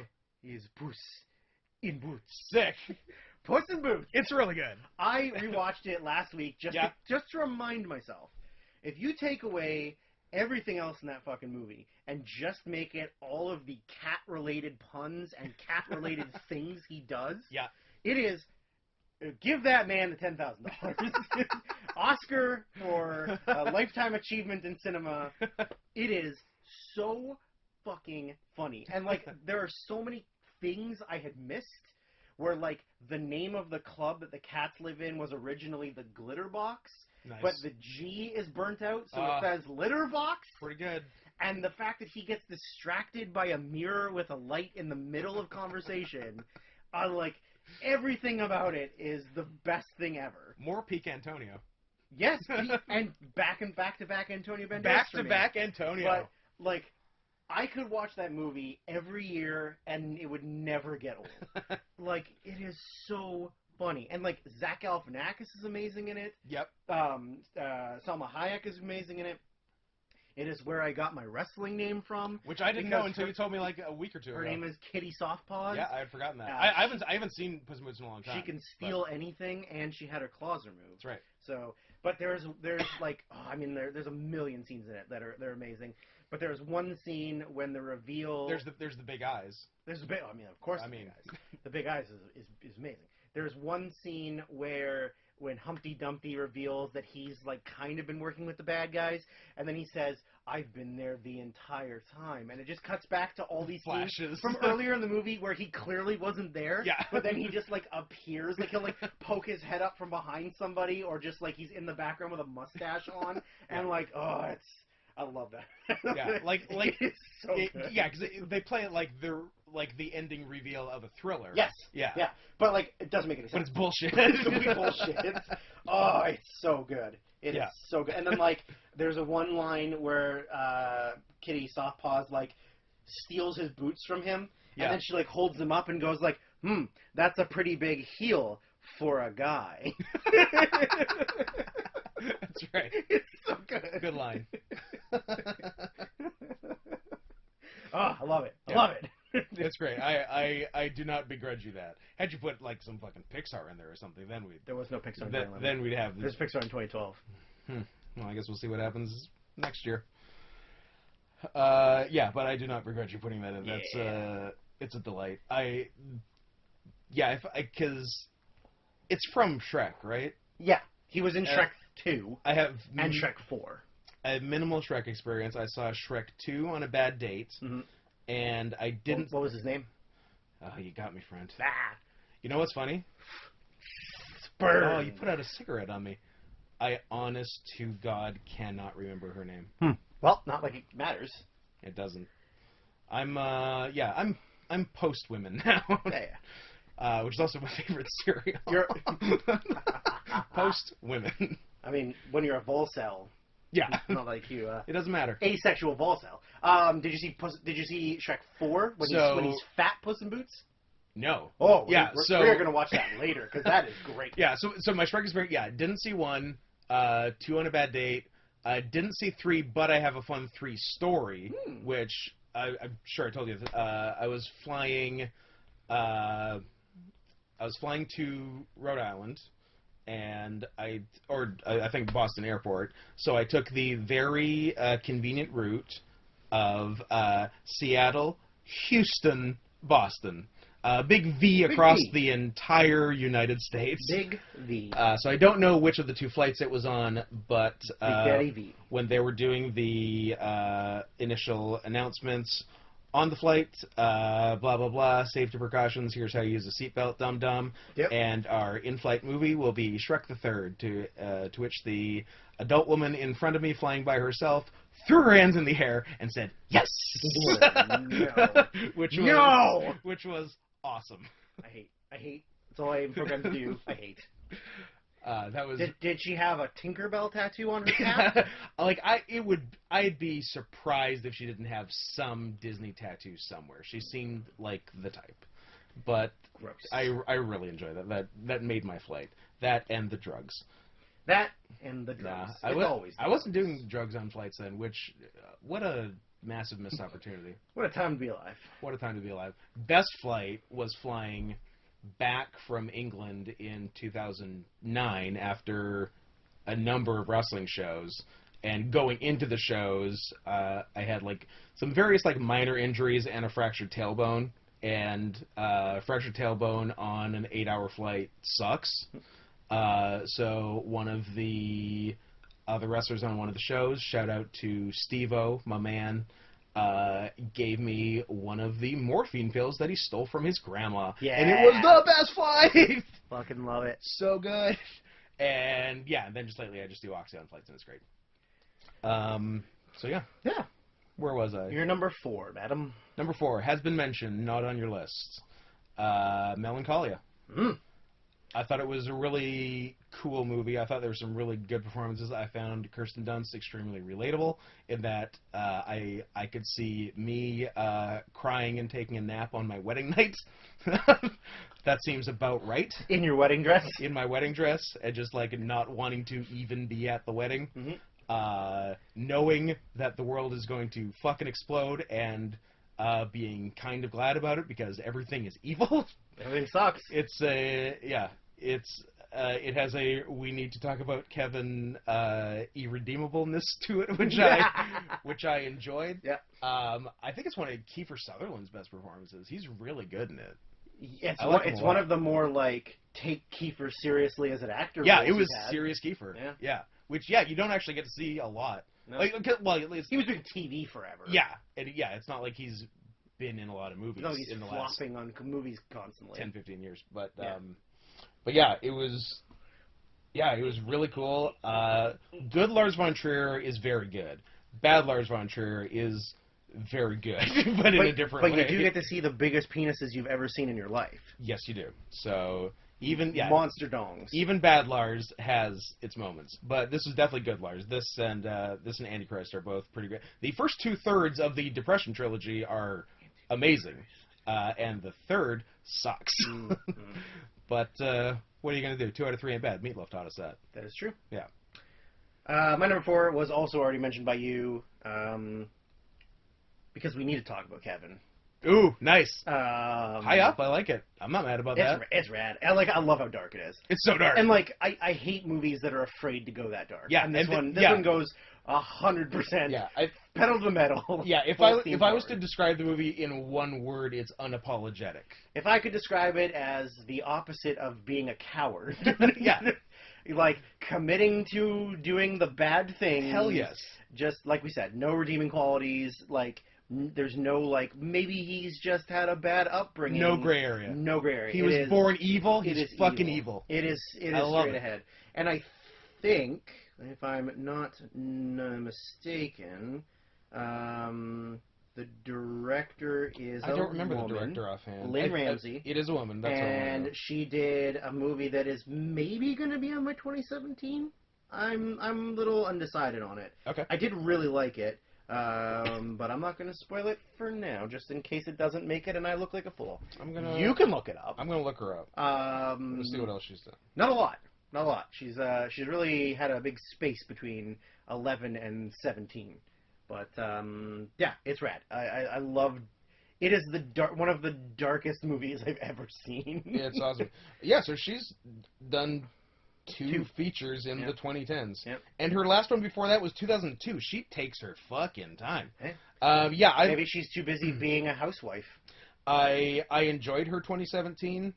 I'm gonna say probably not. I'm gonna say now it's probably not gonna make. Is 2017 is fucking strong. It's stacked. It is stacked. Stack or two. Yeah. All right. Well, we're into the top threes now. We're into the top 3. None of mine have been mentioned. 2 of mine have been mentioned. Oh. Well, Ooh. one of them hasn't been mentioned, and I'm hoping it's in the same spot because I'm hankering for some kissing. Yeah, especially on number 1. I hope it's number 1. I don't think it's number 1, so now I think we're not going to be kissing. God fucking damn it. Number 3 for me was in your Hans? mentions. Midnight in Paris. Hmm. I love Woody Allen. Okay. I love Everything he stands for. everything he stands for. I love everything he's done. All of his choices. The more I hear about him, the more I just want to watch his movies more. I think everyone's a baby. I think Look, they're not even relating. I think he bought her and he can fuck her if he wants to. Absolutely.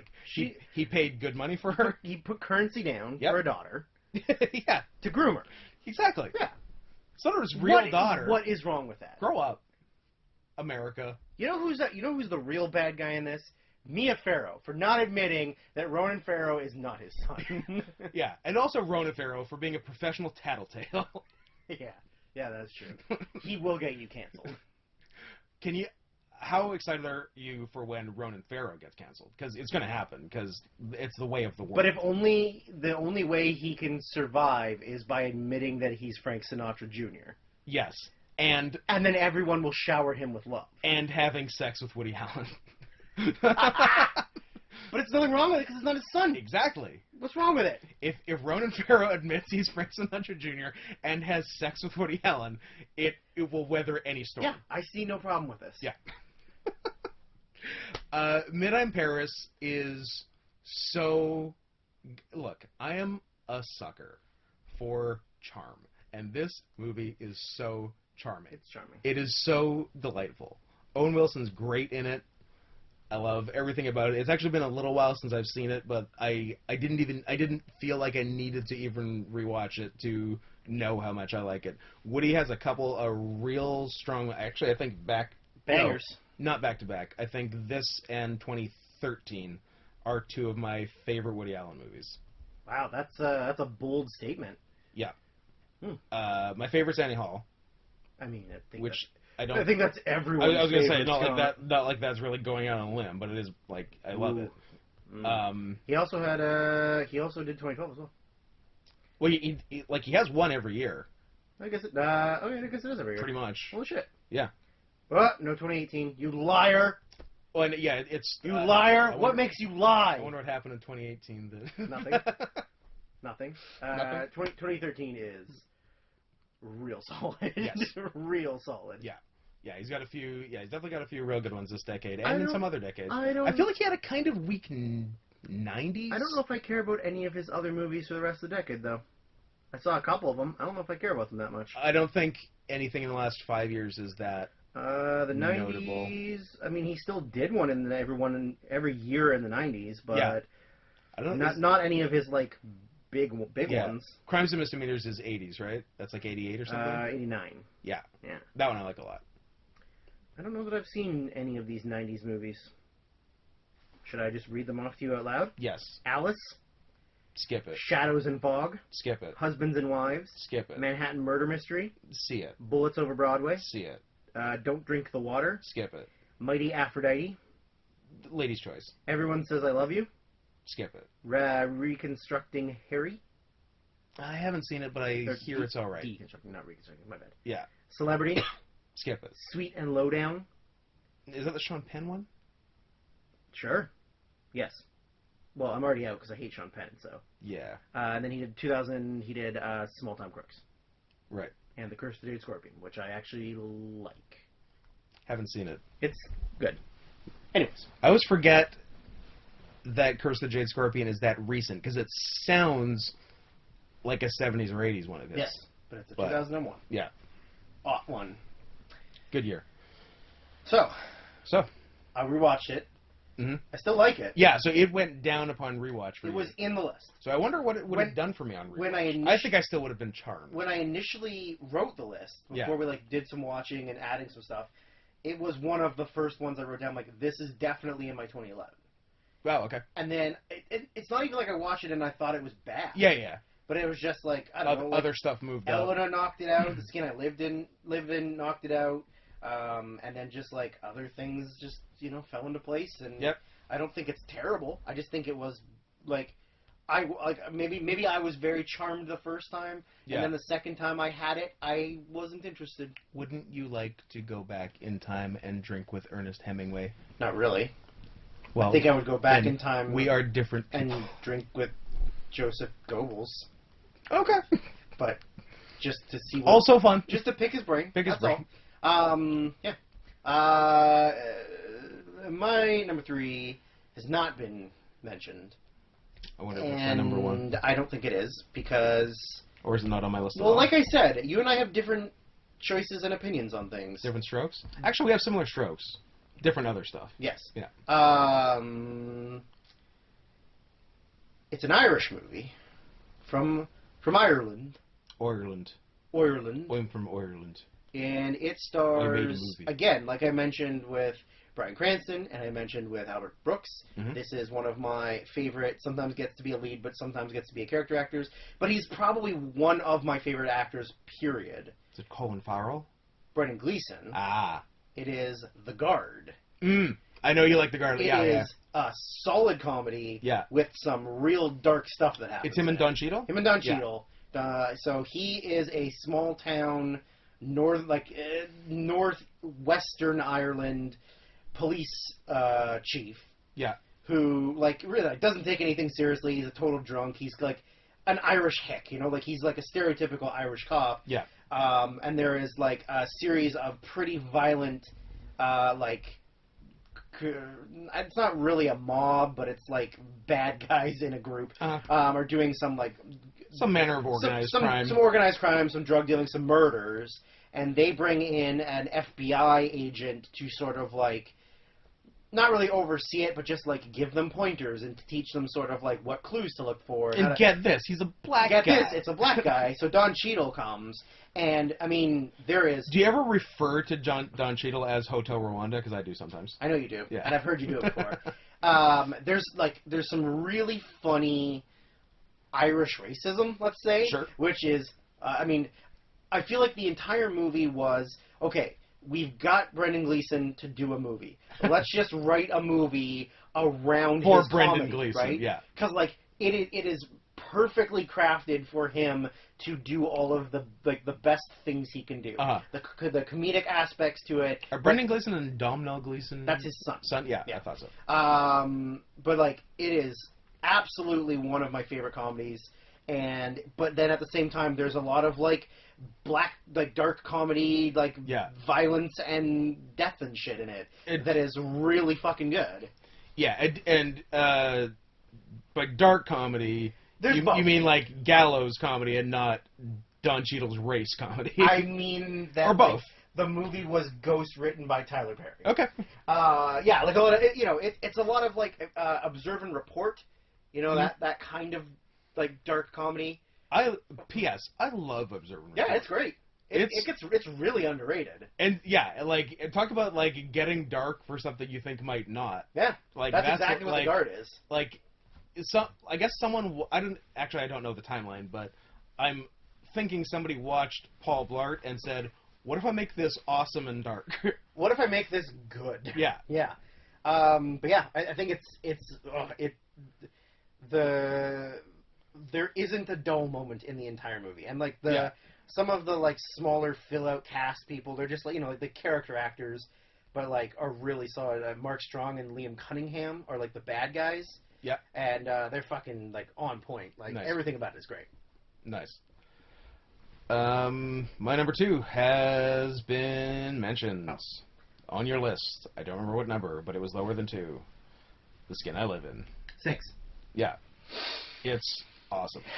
It's got maybe one of my favorite twists of all time. It's an amazing twist, and there's no way to see it coming. No. You can't predict it. Absolutely not. And then It's there's also literally a second twist Yeah. that you can never imagine happened. Yeah. Yeah.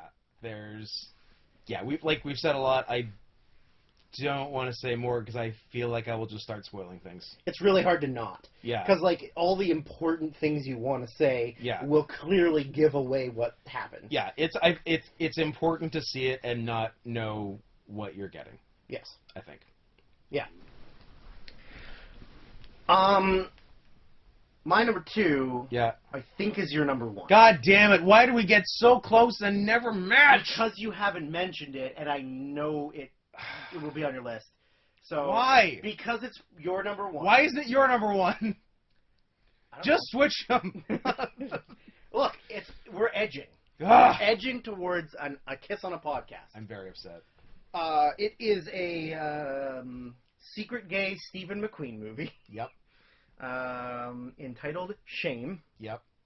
But since it's your number 1, It is. would you like to speak about it? Instead of me talking about your number 1, you can speak about your number 1. We can both. And go. then I'll just do my number 1. Now we can, like, you can start talking. I will just also talk over you, but louder.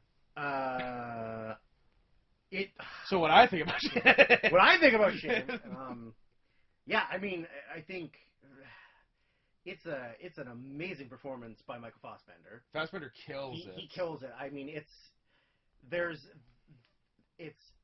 sexy. It's a very sexy movie. It is an erotic movie. I just like the scene where the girl starts taking off his clothes and he tells her slower. Yeah. Like, so assertive and like aggressive. Yeah, and for all the jokes and tropes about Fassbender hanging dong in movie, this is that movie. Yeah, and it makes sense for why he would hang dong in it, because For sure. he's a sex addict. He's a sex addict. This is a key character. And like, I don't really like Carey Mulligan. I She's on your list several times though. which is interesting because I also don't. Yeah, but I thought she was good in this. Oh, like I've never had an issue with her as an actor. I think she's had plenty of good performances. It's this. It's her face. It's this. It's just her It's face. her child face. It is mean and superficial, but I don't like her face. Yeah, that's fair. Their relationship is really good. They play off of each other really well. Love the implied incest. Absolutely. Love it. Absolutely. And you know that I like that the impliedness is that, I don't know, that he kind of forced himself on her. Or because who knows what happened when they were kids? Because something happened when they were kids. But because in present day, she gets into bed with him. Yeah. And he kicks her out. Like, he gets mad at her and kicks her out. Yeah. But they definitely consensually fucked earlier in life. Yeah. See, like I think what I thought was that he made the move initially when they were younger. Yeah. And then she realized that he was the only man that really cared for her. Yeah. So she was trying to make it happen. Yeah. And because now they're adults, he was like, no. Like, when we were younger and just fooling around, just boys being boys. Cool. And as grown adults, gross. Yeah. And clearly, whatever their upbringing was, completely fucked up, both of them. Yes. Like, there's one brief mention of, him, maybe when they're even, I don't think that it's when they're in bed together, but another time when they're being close, he says something to the effect of, we come from a dark place, or something like that. Yeah. Yeah, I mean, I think it's, because, lots of movies or, TV shows or whatever have done sex addiction. Yeah. But I think this is, more of, a true sex addiction. Yeah. Right? Because it's not a lot of people are just well, I just need to nut. But, his was, constantly pushing further. Yeah. Because, there's a difference between, just always needing to have sex, but, you get bored of, just... Of what you're doing. Yeah, so, now I need 3 prostitutes. You have to evolve, right? Yeah. To, continue to quench your thirst. Now I need a guy. Now I need to get a guy to blow me. Yeah. In, a gay bar. He's not gay. He's absolutely not. He's not even bi. No. It's just a thing. It's just pushing your boundaries. Yeah. Because, I feel like the majority of other things that have touched on it are just, all these women all the time. I just have to constantly sleep with a new woman, and that's as far as it gets. Yeah, and I love that he, goes on a real date with a woman from work. Yeah.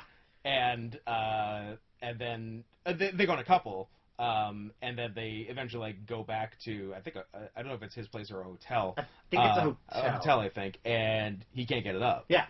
because it's not. Because it's boring. It's Yeah. bland. It's like Like, every oh, day. what? I'm gonna go on a date and then have sex with my date? Yeah, like what? What the fuck? I'm gonna be sexually attracted to a regular woman Yeah. that I'm like friends like a with. professional woman. Like ew. yeah, Like, gross. And then she's nice enough about it, and then leaves, mhm. and then he immediately gets a prostitute. Yeah. I think it's such a true story to like what real life problems are, not just like, oh, I need to have sex all the time. It's like, no, like I have to get myself hard somehow. Yeah, What's the next step? Yeah, it's more about the addiction than the sex. Yeah, which is really cool. Yeah. My number one, not mentioned. I don't even know if you've even seen it or heard of it. Interesting. I've no idea. They did a very bad American remake of it last year. Force majeure. Force majeure. It is a French film called The Untouchables. I haven't seen it. I haven't seen it. Number one. They did The Upside last year with Bryan Cranston and Kevin Hart. Oh, okay, yeah. So I haven't seen it, but I know that. Ooh, I think we're watching this later probably. So it is this like. Oh man, I will say You couldn't have this as your number two? probably not. It had to be number one? It had to be number one. God damn it. Because I'm a hipster. God damn it. But that being said, Shame probably could have just been number one. Yeah, it could have, and then we could be kissing. It is. I mean, the first time I saw it, I fucking cried. It is like this ultimate like. Did you cry at the Bryan Cranston Kevin Hart one? No, but you know what? When I said it was an awful remake, I just meant it was awful because they remade it. Sure. But it wasn't actually that bad. But it's this friendship thing about people who are like not meant to be friends. The lead actor is like this super rich, like billionaire guy. Is it Gerard Depardieu? It's not Gerard Depardieu. Who gets paralyzed in a parasail accident. Okay. So he's a quadriplegic. And Are you sure this isn't the Diving Bell and the Butterfly? Because I'm pretty sure it's the Diving Bell and the Butterfly. No. There's more than one French quadriplegic. Yeah, of course. They're everywhere. Okay. All right. And so I'll allow it, counselor. He has to hire a live-in physical guy who can lift him out of bed and like get him around and put him in stuff. Yeah. And all the people that they are looking for, like that they interview, are all these like nerdy, like I have a degree in physiotherapy. I have this, and the other character's name is Omar Sy. Is this like big, jacked black guy who is okay, just now I'm understanding. who is That's just your number one. Yeah, of course. Who is just like a courier guy who needs a signature, and he just sort of like muscles his way in and like kind of insults everyone to get the signature, and like then he realizes like this guy's not like all these loser nerd guys who are like gonna try and like make me emotionally feel better. Like this guy's just going to, you know, kind of ruffle the feathers of everyone in his life. And then it's just sort of this journey of like, stop feeling sorry for yourself. Like you're still alive. You can still have this like happy existence. Stop being, and you know, he's dealing, like Omar Sy's character is dealing with like being broke and having to support a child, and the only reason he takes the job is because the money's so insane.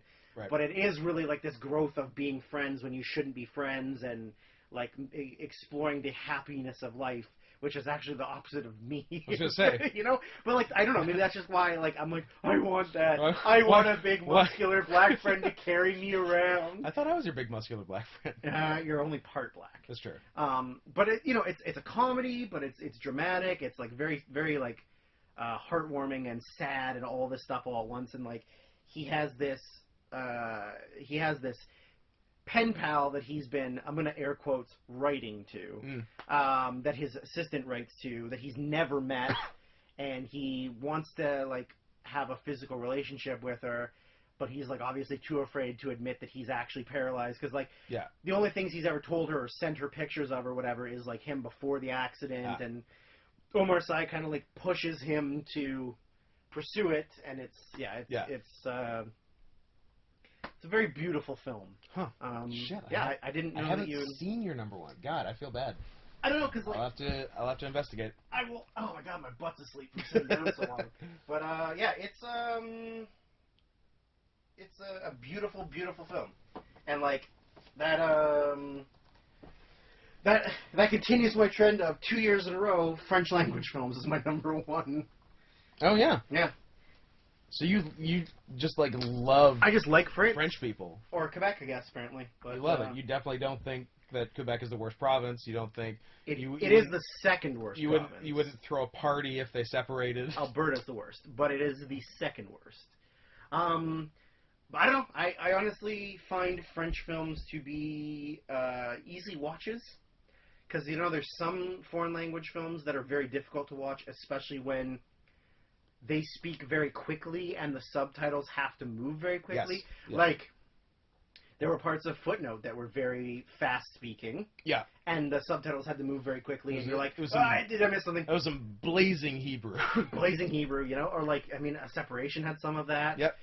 There's definitely movies where the language goes really, really quickly. Like, I find... Japanese movies are very easy to watch because they talk kind of slow. Right. And, like, Korean movies, for the most part, are very slow. There's some that are a lot faster. But then, like, Chinese movies, if you're ever watching a Chinese movie, like, you can't even read the subtitles because they're going so fast. Yeah.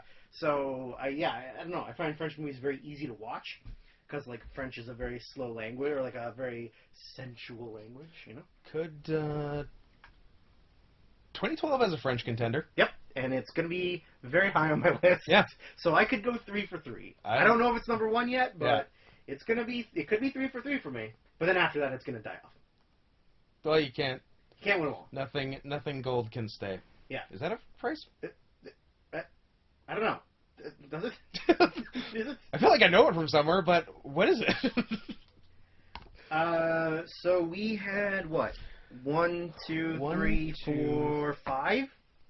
I think we had 5. 5 to 10. 1, 2, 3, 4, 5. Yeah. Drive, Eleanor, The Skin I Live In. We didn't talk about Kevin and Shane. Yep. So those who had the over on 4.5, we will send us your address, and we will send you a personal check for $1. We will send you a picture of a dick. Won't necessarily be one of ours. It'll just be a picture of a dick. It will be a dick. It will be a dick. It will not be our dick. Doesn't necessarily mean it's a human dick. Nope. Almost guaranteed it won't be. almost with 100% certainty it will not be a human dick. But it will be a dick. Do you have any regrets, any replacements for number 10 that you feel like you should have put in? No, I'm not invoking any steals. I regret not having watched your number 1. I wish I could have put Cabin in the Woods and Raid Redemption in the 10, and I regret last-minute cuts of Samsara, and I don't know, maybe something else. I can't remember if I said it right. Just a random honor. Did I mention Once Upon a Time in Anatolia? No. Maybe I didn't. You don't. Yeah. Anyway, it was good. Han. It didn't make it, but it was good. I like me some Turkish bullshit. You? I can't. The rules of steals are I can only steal things off of your list. That I didn't say. I guess. I like some kind of structure here, but I'm also willing to bend the rules so that I can change my number 10. I think you can put whatever you want. I don't think it has to be something that was just This is so difficult. Openly crying. The mental duress of doing these is really hurting me inside. It's taking years off my life. This is tough. And I'm only living to 41. Yeah, we are not going to be well come 2019. I love Bullhead. I think you should see it. But I think my number 10 should have been Girl with Dragon Tattoo. Is this official? Make it or break it. Lock it in or don't. Was it your number 10? It was my number 10. Oh, I can't make it number 10. Oh, that. No, that's ridiculous. I can't say it's number 10 so we can kiss. Well, no, I would say I'd say if you feel strongly about it, you can do it, but it's not a kiss. Ooh. No, you know what? If anything, I am a man who sticks to this list. That was a roller coaster right there. I really wish that it could have been in the top 10. Yeah. I really wish that Carnage and Samsara both could have been in the top 10. Yeah, Carnage too. But like, there's just too many. But yeah. I think right now I'm gonna go ahead and say it. 2012 is an easier list. I think 2012 will be easier. Yeah, 2011 ended up being deceptively hard Mm-hmm. and like a better year than I thought it was. Too many good things. Yeah, I'm surprised. Stop making so many good movies. Just stop it. Make more Transformers movies and make less good international cinema. More Transformers, less Elena. If we learned one thing from 2011, it's that. There are, I guess there's a couple people on this list, like director-wise, that will be featured again. Two? Maybe three? Two? Yeah. What do we got? For me, Zvyagintsev Zvyagintsev, and Steve McQueen, Fincher, Fincher. Woody Allen, Ray Allen. Winding Refn, who's to say? Maybe. One, but probably not the other one. Nobody likes the other one. Von Trier, nope. You're done for this What? decade, friend. What? Sorry. Biggest, blackest, dick. Almodovar, Probably. Who's maybe? The person who directed Footnote, probably not. And Shlomo. His name was Shlomo. Asghar Farhadi, maybe. Yeah. Yep. Well, thanks for listening to 2011. We did it. And enjoy your vacation. We will see you back for 2012 We'll see you in an this extended period of time. this Christmas for 2012. Whenever Scott watches the final 5 movies he needs to watch for 2012, we Yeah. will be back. So remember, at not Scott Henson, at Syrian Softpaws, and please send us nudes. Opinions, nudes, furry fan art. All 3 together.